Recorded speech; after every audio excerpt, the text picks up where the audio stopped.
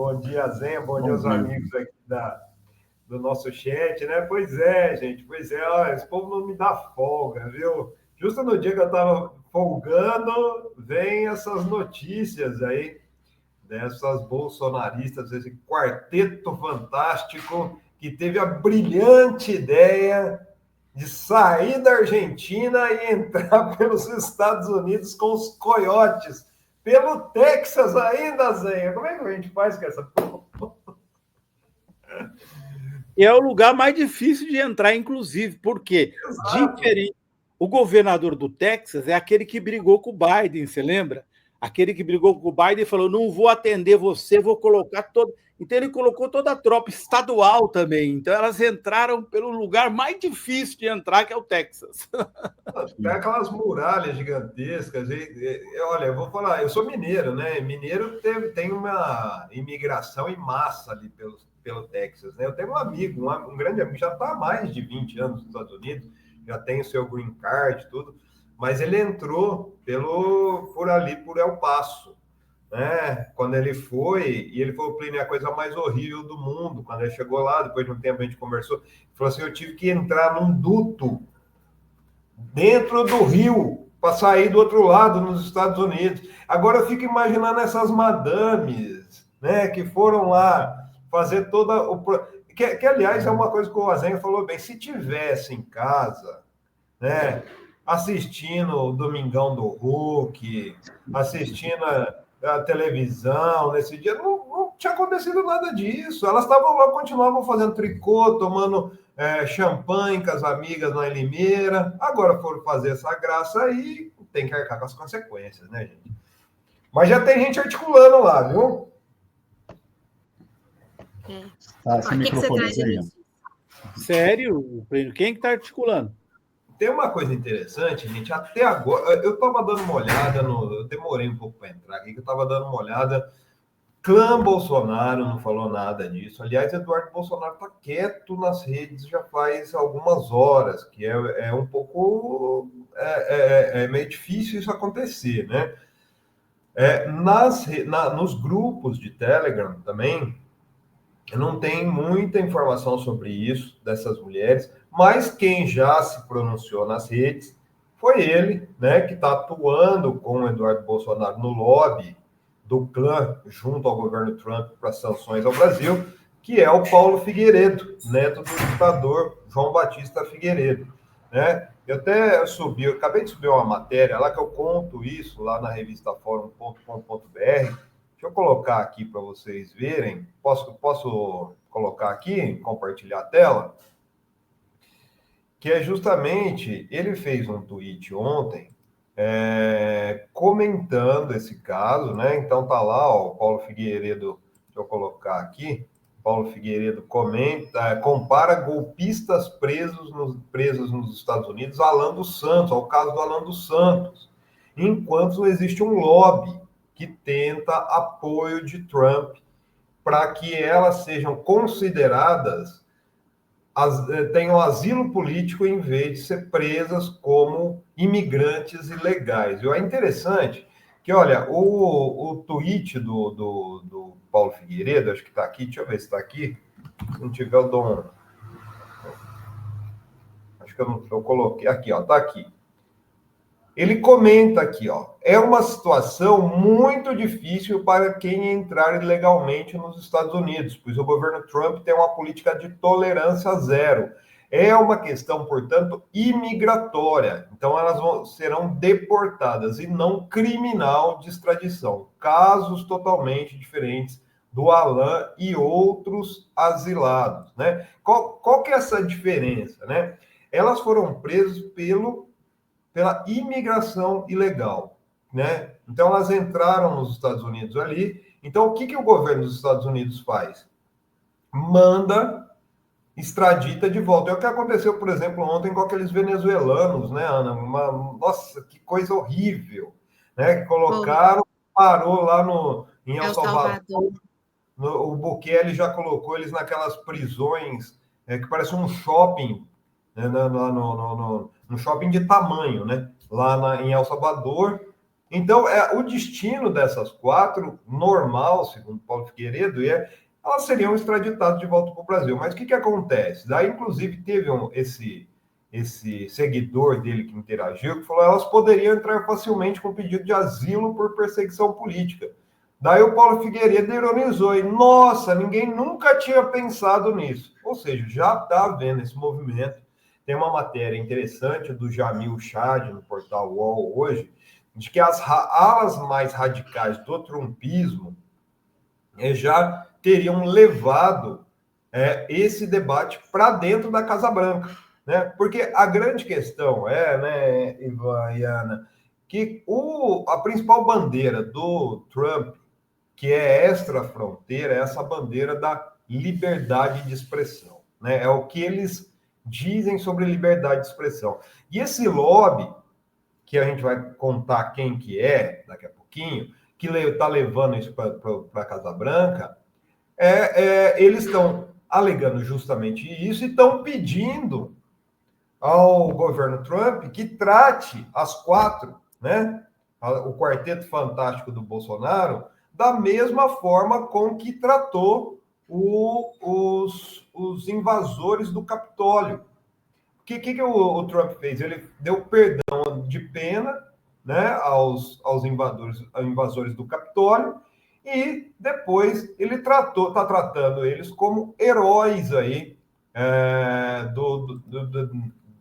nos Estados Unidos. Né? Então a ideia é fazer isso. Existe um lobby. Quem são esses lobistas da causa bolsonarista nos Estados Unidos? Isso a gente já falou aqui, que são justamente os parlamentares que estão agindo diretamente, atuando diretamente em conluio com o Eduardo Bolsonaro. Um deles é o Richard McCormick, da Geórgia, né? Tem também o senador Mike Lee, e tem aquela deputada, eu estava até procurando o nome dela, que eu não lembro, é Maria, o Azenha vai lembrar, Maria, que é filha de cubanos, que é da Flórida, né?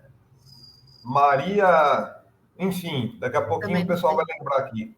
Né? Então, esses parlamentares são da ala mais radical do trumpismo e querem fazer com que essa prisão por imigração ilegal, que é passiva de extradição, seja transformada e essas 4 sejam acolhidas num asilo político nos Estados Unidos, justamente para levantar ainda mais essa bandeira de que existe uma perseguição contra a direita no Brasil. Então, isso já está em pauta lá na Casa Branca, viu, gente? É a Maria Salazar, a deputada. Maria Salazar, justamente. Eu acho, eu ia chamar você de Trump, Plínio.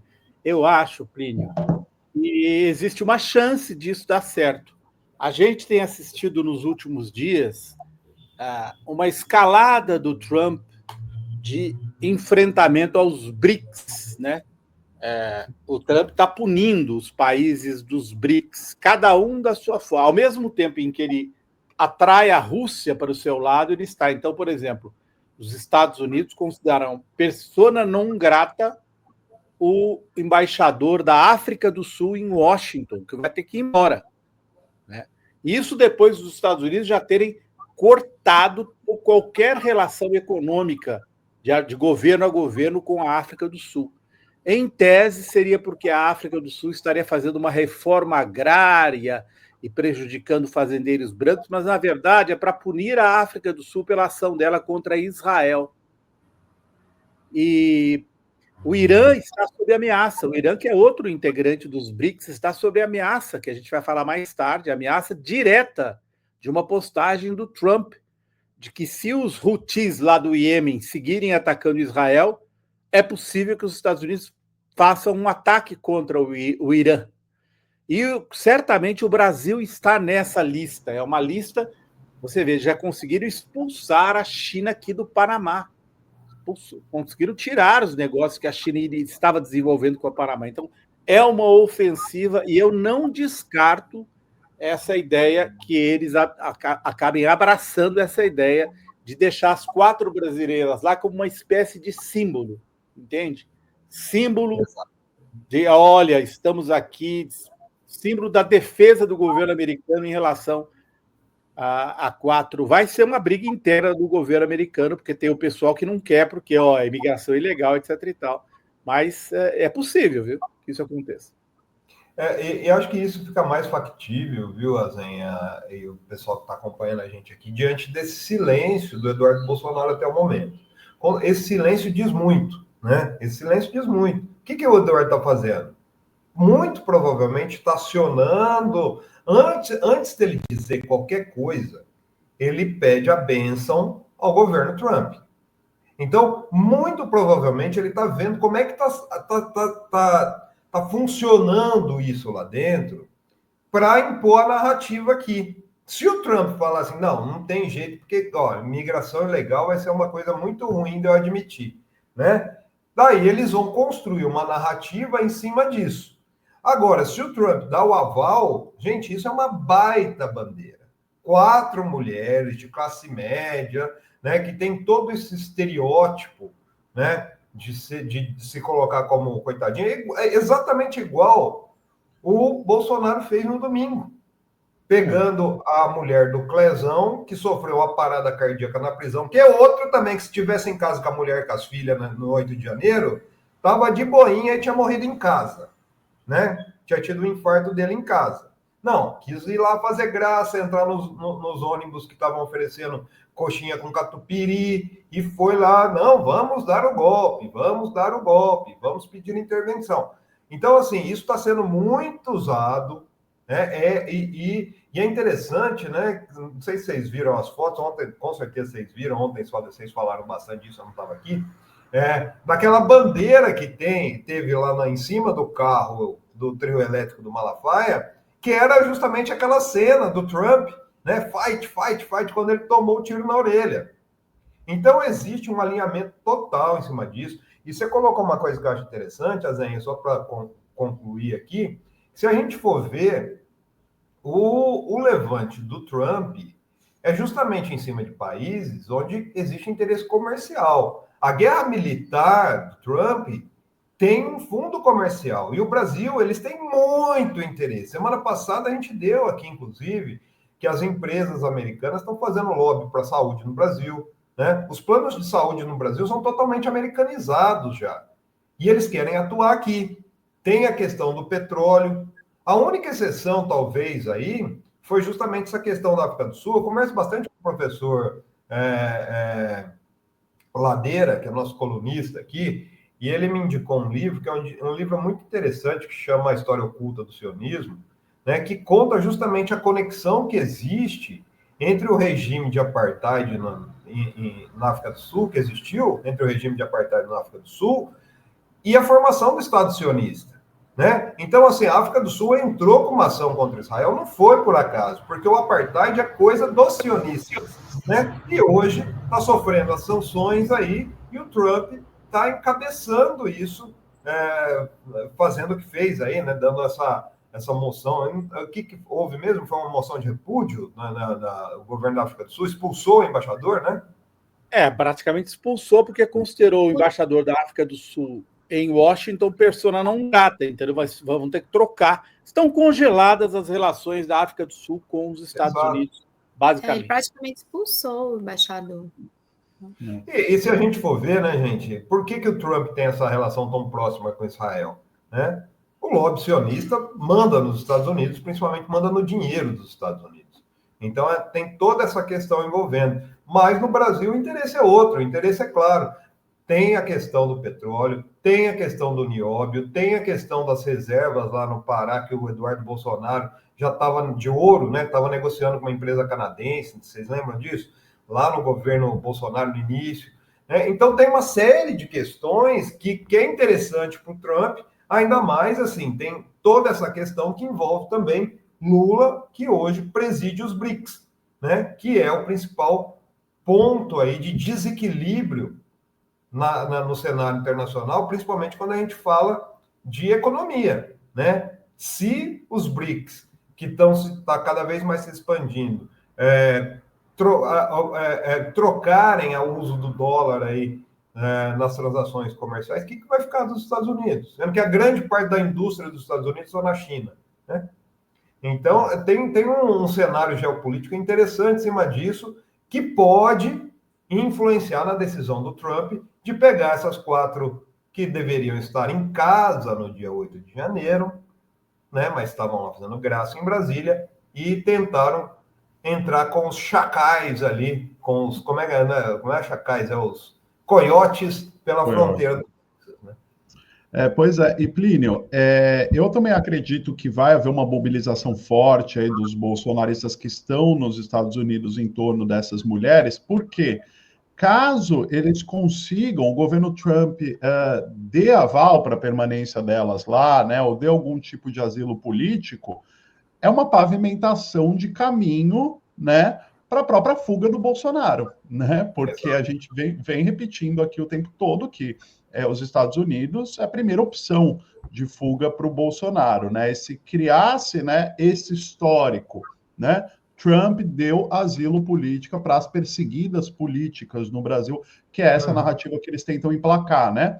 Forma-se, então, um cenário perfeito para que Bolsonaro, né, siga o mesmo caminho. Claro que ele não vai entrar nos Estados Unidos com um coiote, né, mas ao menos a base narrativa está pronta, né, para que ele tente algo parecido e para que as articulações em torno dessa pressão do governo dos Estados Unidos, do trumpismo para cima do judiciário brasileiro, só se fortaleça, né? É isso que o Eduardo Bolsonaro está fazendo nos Estados Unidos, né? Como você bem disse, o interesse dos Estados Unidos no Brasil é outro, mas como que eles poderiam, né, abocanhar aquilo que eles querem aqui, né? Devolvendo o governo para a extrema-direita, basicamente, né? E para chegar... Colocando um entreguista no poder, né, Ivan? Colocando um entreguista no poder, que é o caso do Bolsonaro, e junto com o Paulo Guedes e sua turma aí.